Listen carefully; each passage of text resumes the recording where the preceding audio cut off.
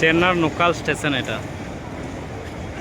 অনেক মানুষ যাওয়া আসা করছে। এই যে অনেক মানুষ বসে আছে। এটা চেন্নার রেলওয়ে স্টেশন, এটা চেন্নার সেন্ট্রাল স্টেশন।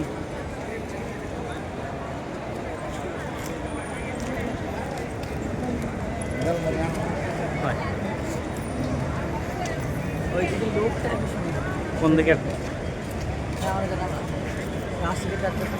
হ্যাঁ, এইটা ট্রেনের মতো একটা রেস্টুরেন্ট আছে, মানে ট্রেনের মতো রেস্টুরেন্ট যাকে বলে।